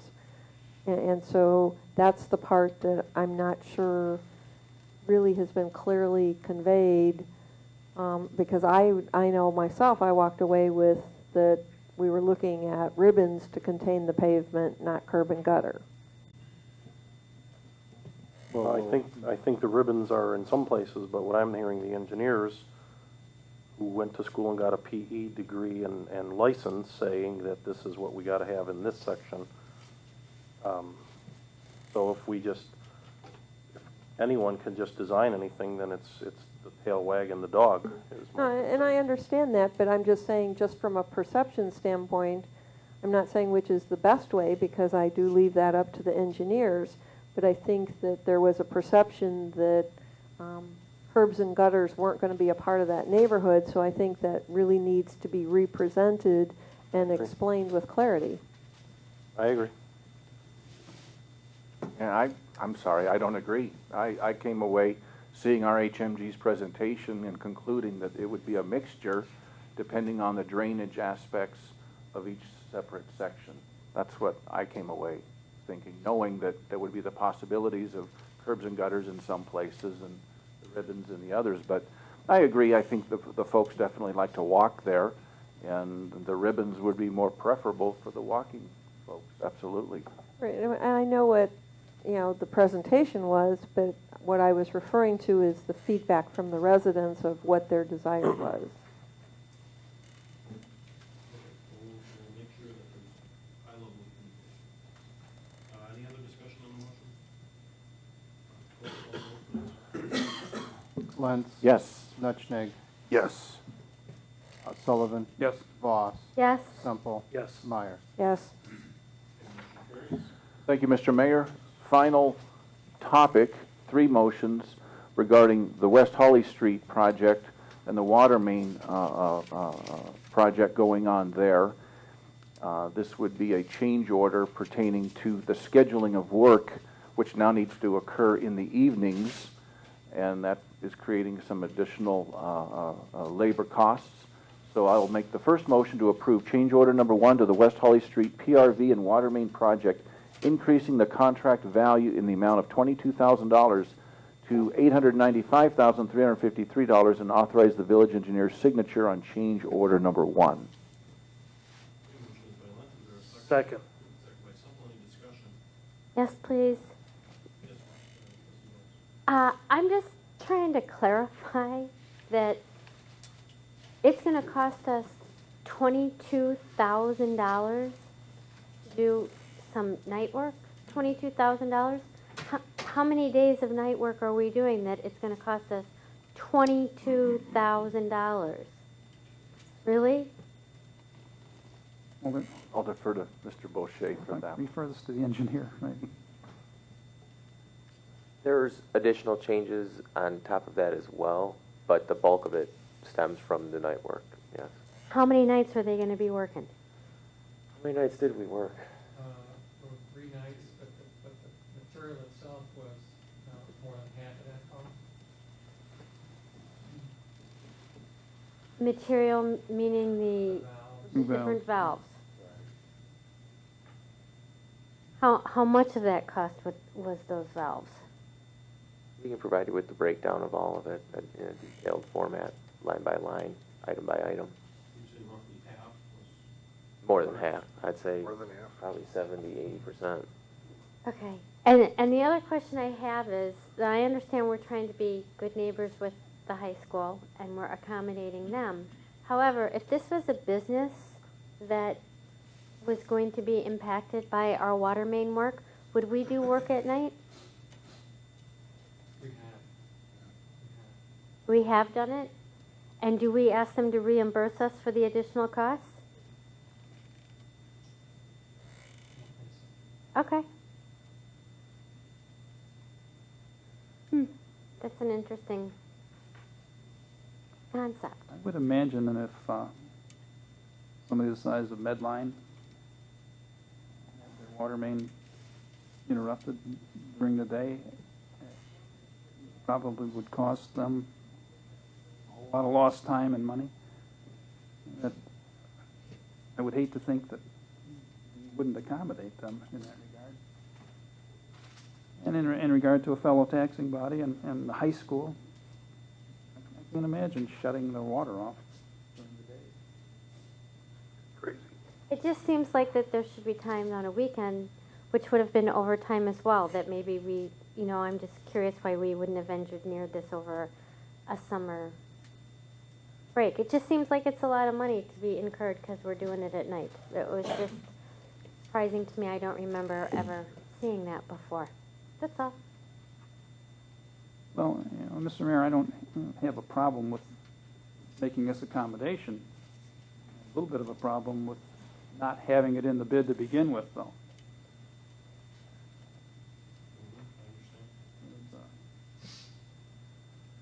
Issue there. It would seem like when you're going to do a water main project and you know the reconnection is going to cause a shut-off period, that the equipment and the extra labor be provided for in the bid.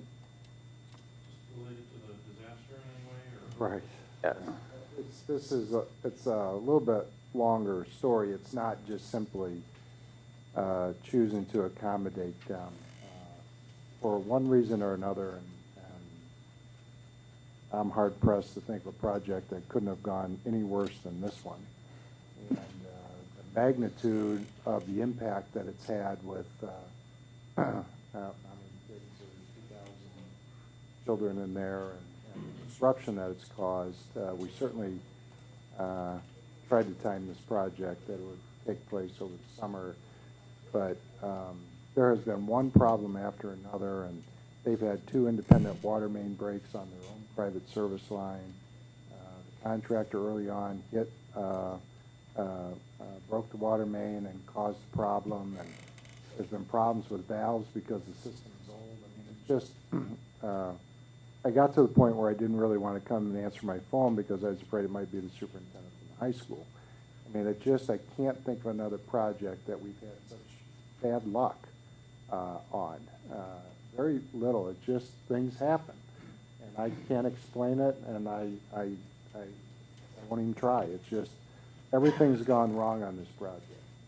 And so, in an effort to avoid any further disruption, we thought it was best to work at night. And so if there was a problem, I mean, this was timed out to the hour. If there was a problem, then there was still enough time to do whatever repair we'd have to do before school started. And so it's very sensitive timing because you can imagine the school schedule with having to notify teachers and parents and the bus and all of that. And so, I mean, it's not an excuse. I'm just saying it's been a very tough project, and it seems like what could go wrong went wrong on this project. And so we did make some accommodations here, but it wasn't just automatic, you know, let's just do this at night. It was because we've had one problem. I don't think it should be lost either, John. It was gonna, the original request for an increase was more, but because the contractor was somewhat responsible for this. Yeah, this isn't the first number they asked. Yeah, Adam sat down with them and had the contractor absorb even some of the costs. It really wasn't to be borne by them, but they were culpable in a number of different things. So this was a negotiated down as low as we could get. Okay, good. Do we have a motion in a second? Yeah. Any other discussion last minute here? All right, call the roll. Lentz. Yes. Semple. Yes. Meyer. Yes. Sullivan. Yes. Nutschnig. Yes. Foss. Yes. Thank you. Next, a motion to approve and issue a purchase order in the amount of $22,000 to R.A. Mancini, Inc. For the West Holly Street PRV and water main project. Motion by Lentz, is there a second? Second. Any discussion? Clerk, call the roll. Lentz. Yes. Nutschnig. Yes. Sullivan. Yes. Foss. Yes. Semple. Yes. Meyer. Yes. Finally, a motion to make a payment for pay request number 2 to R.A. Mancini, Inc. in the amount of $75,391.65 for the West Holly Street PRV and water main project. Motion by Lentz, is there a second? Second. Second by trustee Meyer, any discussion on the motion? Clerk, call the roll. Lentz. Yes? Meyer. Yes. Semple. Yes. Voss. Yes. Netchnig. Yes. Sullivan. Yes. Thank you, Mr. Mayor. I just have just one comment to make pertaining to the budget process going on now, and kind of following up on comments I made earlier last month, and I would just kind of want to put it out there to the board to consider, raising the street project allocation from $2 million to $2.5 million for this next year as we go into budget. After running the numbers, and I went over them before a little bit with you, I think that the money is there for us to do that, so I would ask for us to consider that moving towards the budget process here. Thank you. We'll have a number of budget discussions, and we can certainly look into all of that. Any other announcements or other reports by trustees? Mr. Mayor, if I could. Just briefly, at the last board meeting, we had some candidates running for office that had on campaign buttons that I had asked them to remove because over the years I've been told that there is no campaigning that goes on in the boardroom. However, when I asked staff to look into it, we do not have a written policy regarding that, and because I can't stand it when we do something because that's the way it's always been done with no policy. I just wanted, first of all, to apologize to people that I said it to, and to let the rest of the board know that we don't have a written policy, that it has always been done before, that people have been told that they can't wear buttons or hand out campaign literature. But that's not a policy that we have, so the board would have to entertain one if we so choose. But in the meantime, for this election, have at it. I just wanted to let you know. Well, I would imagine people's First Amendment rights. yes, board policy probably would have a hard time superseding the United States Constitution and its First Amendment. Well, I clearly know that Mr. Marabella told people they could not wear campaign buttons in the room. I didn't know if that had to do with, I don't know why. Well, Mr. Marabella did a lot of other things that we don't necessarily agree with, and he's been gone for a good 8 years, and happily we have Mr. Lebedo in our employ, so. Well, and I don't know, That's maybe. then, and this is now. Right, so I don't know if we haven't had a contested election. I just wanted to let everybody know that that's what happened, and that I have already told the people in the audience. Okay? Yep, very good. Anything else? We will move on to the omnibus items. Is there anything anyone wishes to remove this evening? Item G. Be removed. Anything else? F and G are both removed. Anything else? Is there a motion to approve items A through E on the omnibus? So moved. By trustee Voss. Is there a second? By trustee Netchnig. Any other discussion? Clerk, call the roll. Voss. Yes. Netchnig. Yes. Sullivan. Yes. Meyer. Yes. Lentz. Yes. Semple. Yes. Motion carries. Item F, trustee Sullivan, you remove that? Yes, Mr. Mayor. Item F is a motion to approve the transfer of $207,500 from the reserve account improvements at Illinois Route 6083. I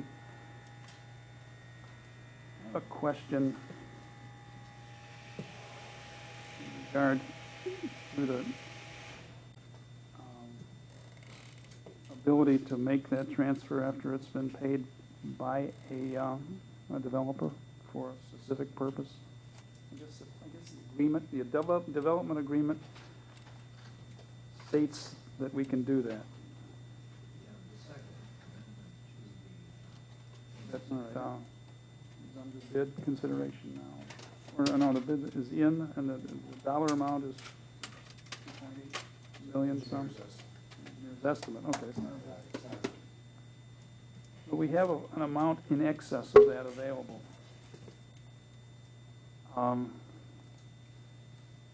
What will be the resolution of the excess amount? We're working on it. Are we working on it? It has to be still confined to the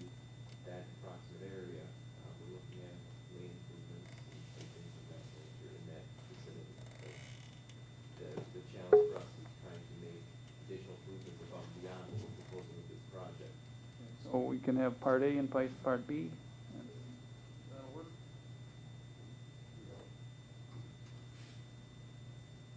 Yeah. Well, okay. I do travel to have. Yeah.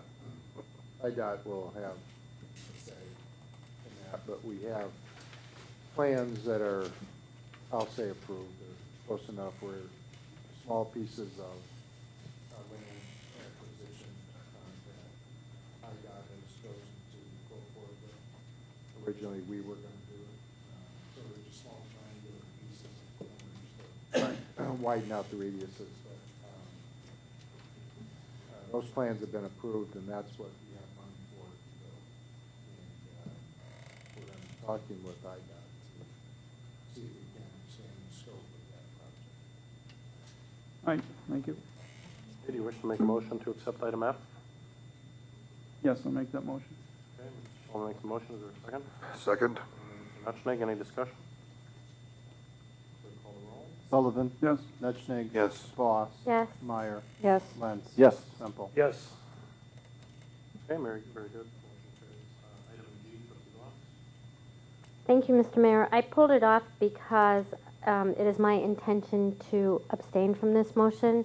At the last board meeting, you all voted to pay me, to reimburse me for, but it actually shows up on this bill pay. Even though it is noted on this bill pay, I'm going to err on the side of caution and abstain. Also wish to make the motion? So moved. Bill payment? And that's a good catch. Second. Yeah, yeah, I second that. Oh, you did? Sullivan, any discussion on the motion? Clerk call the roll. Lentz? Yes. Sullivan? Yes. Netschnig? Yes. Voss? Abstain. Meyer? Yes. Semple? Yes. Motion carries. Okay, all the omnibus items are taken care of. Mr. Lebato, your report? I have no report tonight, Mr. Mayor, other than we have executive session key matters. Okay, Mr. Marino? I have no report, but there are some matters to be addressed after the executive session. So that would avoid reconvenes on executive session, which Okay. Mr. Flynn, do you have anything from the clerk's office? No, Mr. Mayor. So at this point, we will ask for a motion to recess into executive session to discuss land acquisition pursuant to 5 LCS 120, 2C5, personnel pursuant to 5 LCS 120, 2C1, minutes pursuant to 5 LCS 120, section 2C21.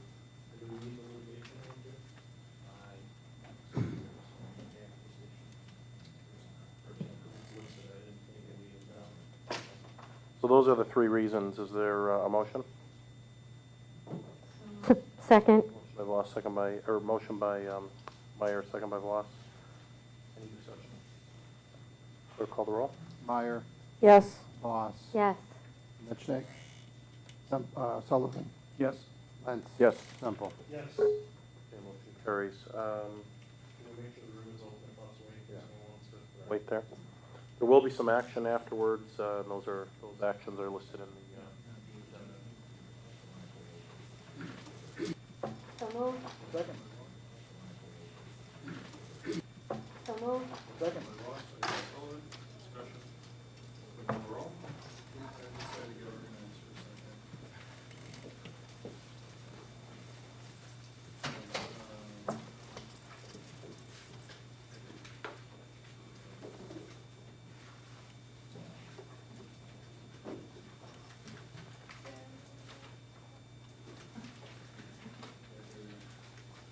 I'm sorry, that motion to reconvene was by Voss and Sullivan.